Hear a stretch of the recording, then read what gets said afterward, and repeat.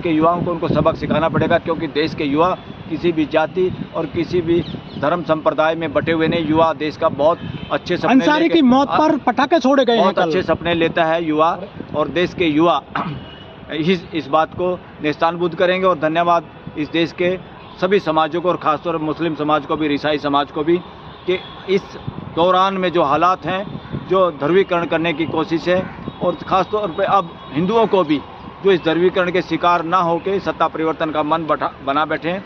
देश में सबसे पहले अभी इलाज करने की ज़रूरत है।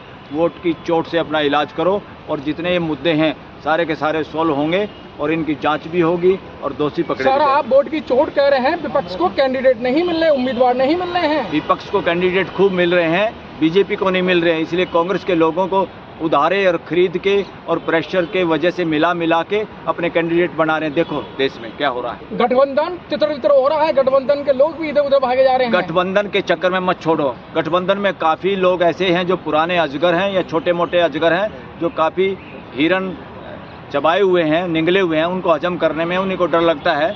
तो देश अब अपोजिशन का रोल अदा कर रहा है।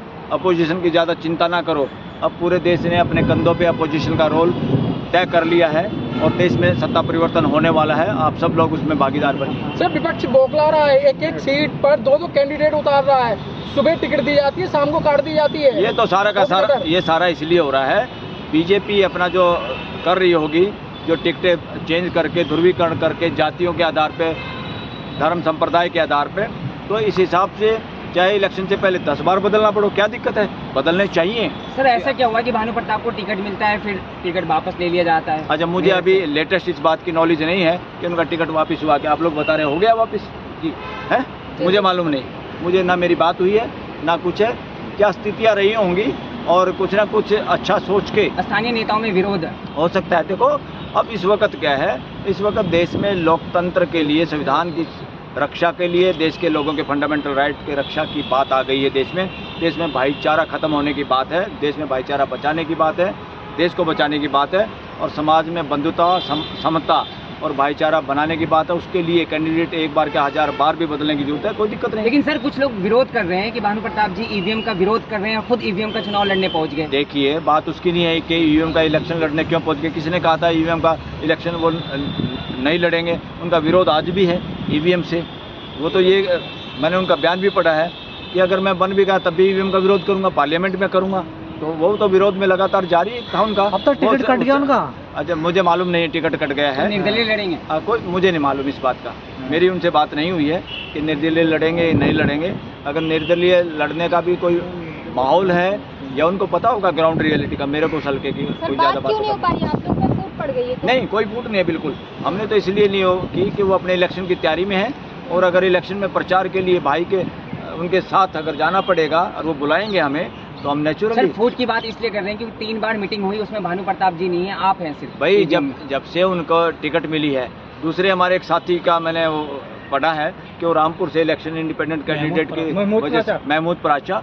अब ये इंडिविजुअल मसले हैं, ये हमारे इस ऑर्गेनाइजेशन के जो ईवीएम को हटाओ संयुक्त मोर्चा है उसकी तरफ के उसके कैंडिडेट नहीं है।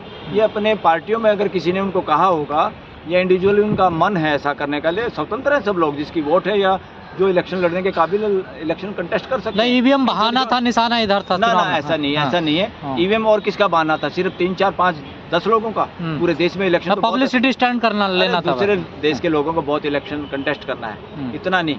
अभी इतना इमेच्योर और हल्की बात करने की जरूरत नहीं है। बहुत सारे कारण होते हैं, उम्र के साथ साथ आप लोग भी अनुभव करेंगे, बहुत सारी ऐसी बातें होती हैं जिसके कारण खाली एमएलए एमपी बनना बड़ी बात नहीं है। कुछ भी नहीं है, मैं तो ये कह रहा हूँ। कितने एमएलए एमपी हैं, कितने बोल बातें हैं। पार्लियामेंट में भी जो हैं, जो बिल्कुल चुपचाप जैसे मदारी के बंदर होते हैं, इस तरह से हाथ खड़े कर देते, चुपचाप ताली बजा देते हैं। और क्या करते हैं बताओ? कितने लोगों में हिम्मत है? तो इसलिए पार्लियामेंट सबसे बड़ी है देश की जनता की पार्लियामेंट, और मीडिया सबसे बड़ा है आप लोग सामने। कुछ भी प्रश्न पूछने का कोई आपको कहता है क्या प्रश्न पूछना, आप खुल के प्रश्न पूछते हो, खुल के हम जवाब देते हैं। ये है डेमोक्रेसी, ये है राइट टू एक्सप्रेशन, और आप उसके प्रहरी हैं आप सब लोग। और दूसरा, चीफ जस्टिस ने खुद कहा आप लोगों के पक्ष की बात। आप लोगों को पता है, देश के सॉलिसिटर जनरल ने इलेक्टोरल बॉन्ड के बीच में बात करते करते खामखा की एक बात की एक कोर्ट में, और गुमराह करने की कोशिश की चीफ जस्टिस को और जजों को। उन्होंने कहा कि लोग कुछ कुछ बात कर रहे हैं जी, जो डाटा लगाया है इलेक्शन कमीशन पे या SBI ने जो बताया है, लोग कुछ कुछ बात कर रहे हैं SBI पे, इस पे रोक होनी चाहिए। और कुछ कुछ बात कर रहे हैं कोर्ट के बारे में भी। उन्होंने कहा नहीं, आप इसकी चिंता मत करो, आप इसकी चिंता मत करिए, हमारे कंधे बहुत मजबूत हैं, हम अपने आप देख लेंगे। हमें चिंता है देश के लोगों के राइट टू एक्सप्रेशन की, देश के लोग बोल पाएँ और इवन जुडिशरी के बारे में भी बोल पाएँ, हम तो ये चाहते हैं। ये ग्रेटनेस चीफ जस्टिस चंद्रचूड़ की। लेकिन सर सवाल ये है कि 600 वकील हरीश साल्वे समेत CJI को पत्र लिखते हैं कि दबाव में है सुप्रीम कोर्ट। हाँ। PM मोदी भी हमला करते हैं कि कांग्रेस दबाव बना रही है। हाँ, कांग्रेस कैसे दबाव बनाएगी? कांग्रेस पे तो दबाव बनाया जा रहा है, कांग्रेस के लोगों को ED में फंसाया जा रहा है, अपोजिशन के लोगों को फंसाया जा रहा है। कांग्रेस का दबाव बनाने का माहौल है क्या? अब चारों तरफ से गिर गए हैं प्राइम मिनिस्टर और BJP, इनको हार का डर सता रहा है। इनको लग रहा है हम जो गड़बड़ करना चाहते हैं गड़बड़ नहीं हो पाएगी। चीफ जस्टिस चंद्रचूड़ मजबूती से और उनके साथी काफ़ी मजबूती से सामने आ रहे हैं, देश के सामने आ रहे हैं, उनको डराने की कोशिश है। और ये एक तरह से प्राइम मिनिस्टर का ही लेटर है, उनके कहने पे लोगों ने लेटर लिखा है और एक तरीके से ये मैसेज है प्राइम मिनिस्टर का, डराने की भभकी है, बंदर भभकी जो कहते हैं ना, ये वो है। पूरा देश चीफ जस्टिस और सुप्रीम कोर्ट के साथ खड़ा है, पूरे वकील खड़े हैं। ऊँट किस करवट बैठेगा? आप भी बहुत मेहनत कर रहे हैं। ऊँट तो बैठ लिया करवट, बैठ लिया, सत्ता परिवर्तन का हार मान ली सर विपक्ष ने, BJP ने, तभी तो ट्वीट करने की जरूरत पड़ रही है प्राइम मिनिस्टर को।